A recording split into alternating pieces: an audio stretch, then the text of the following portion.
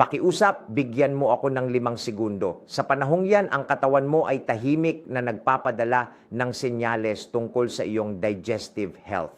Ako po si Dr. Atoye Arboleda at ngayon, nais kong ibahagi sa iyo ang isang katotohanang madalas hindi napapansin ng karamihan. Akala mo ba ang madalas na heartburn, pananakit ng tiyan pagkatapos kumain o kabag na paulit-ulit ay normal lang? Sa totoo lang, maraming tao ang araw-araw nang namumuhay kasama ang mga sintomas na yan nang hindi nila namamalayang maaari pala itong makaapekto sa kalusugan sa pangmatagalan. Dito sa Pilipinas, libo-libo ang naghahanap ng natural na paraan para matulungan ang kanilang tiyan mula sa acid reflux, kabag, hanggang sa madalas na indigestion pagkatapos kumain. At karamihan sa kanila, nagsimulang makaramdam ng ginhawa noong nagsimula silang bigyang pansin ang tunay na kalagayan ng kanilang panunaw.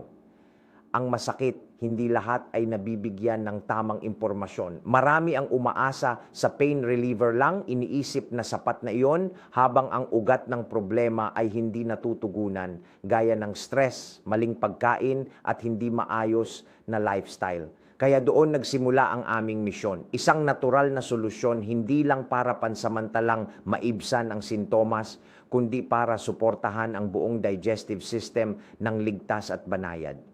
Tinatawag namin itong ikalawang tiyan dahil binibigyan ka nito ng bagong pagkakataon para mabuhay ng mas magaan, mas malusog at mas masaya araw-araw.